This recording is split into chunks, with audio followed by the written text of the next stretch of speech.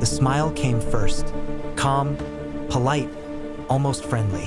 Then the words landed like a sudden drop in the stomach, heavy and irreversible, spoken in a bright office filled with daylight and glass walls. Her boss smiled and casually said that I was her ex, and in that single moment my wife's face lost all its color, as if the sun outside had dimmed just for her.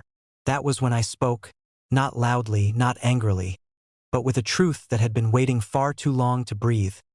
Before the story pulls you deeper, take a moment right now.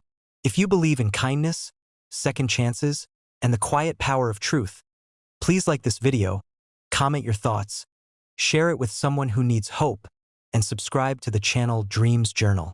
Your support keeps stories like this alive. My name is Ryan Malik, and until that morning I believed my life was finally stable.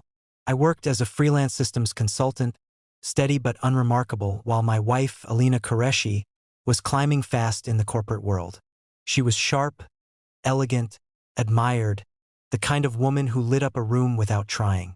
We had been married for 3 years, living in a sunlit apartment that smelled of coffee and clean laundry, a life built on routines that felt safe.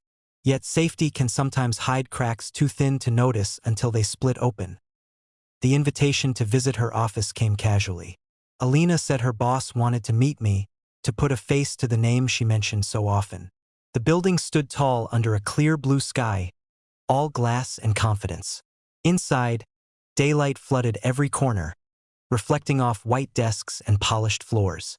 I noticed how tense Alina became as we rode the elevator.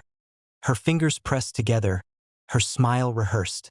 I told myself it was just nerves. Her boss, Samir Hack, was younger than I expected, with an easy charm and eyes that measured everything. He welcomed us warmly, offered coffee, and spoke about teamwork and success. Then, without warning, his smile sharpened into something knowing. He mentioned my name, paused, and said I was Alina's ex. The room did not darken, but something inside it did. Alina froze, her lips parted slightly, and the color drained from her cheeks. In the harsh honesty of daylight, I felt the truth rising like a tide I could no longer hold back. This was not about jealousy or anger. It was about clarity.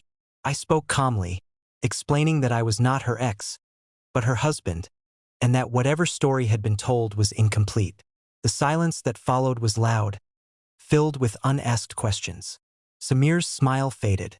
Alina could not meet my eyes. The ride home felt longer than the morning commute, sunlight flashing past the windows like moments we had missed. When we reached our apartment, the truth finally spilled out without drama, without shouting. Alina admitted that Samir was someone from her past, a man she once loved deeply before fear and ambition pulled her away. When she joined the company, she hid her marriage, afraid it would change how she was seen, afraid of losing control over a future she worked hard to shape.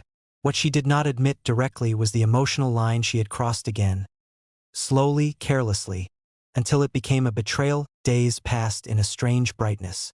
Morning light still filled our rooms, birds still sang outside, but everything felt exposed. I struggled with humiliation, with the quiet question of whether love could survive broken trust.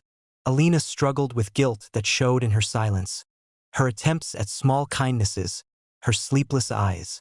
We existed together, but not as one. Change did not come through grand gestures. Came through accountability. Alina requested a transfer to another department, fully disclosing her marriage. She cut contact with Samir not out of pressure, but because she finally understood the cost of secrecy. She began therapy, inviting me to attend when I felt ready. In the honesty of those sessions, under the honest light of day, we uncovered things we had ignored for years. Her fear of being ordinary, my habit of retreating instead of confronting discomfort. We were both flawed, both human. Forgiveness was not instant. Some mornings I woke up with a heaviness that coffee could not fix. Some afternoons I watched Alina move around the apartment, sunlight catching in her hair, and wondered if the woman I loved was still there. Slowly, through consistent truth and effort, she was not perfect, not redeemed overnight, but present.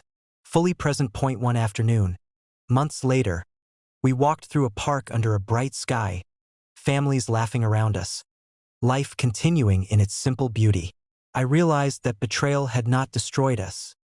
Silence had nearly done that. Speaking when it mattered had saved something fragile but real. We chose not to erase the past, but to learn from it. If this story has touched your heart even a little, please pause here and engage with the video. Your likes, comments, and shares help these stories reach people who may be standing at the edge of their own difficult truth. And before this story ends, I have one special request. Please comment the word truth below if you believe honesty, even when painful, can lead to healing. Today, our life is quieter, more grounded. Trust is no longer assumed. It is practiced daily. In the bright honesty of daytime, without shadows or secrets, we rebuilt something stronger than before. Not because betrayal never happened, but because we faced it together, in the light, and chose to speak when silence would have been easier.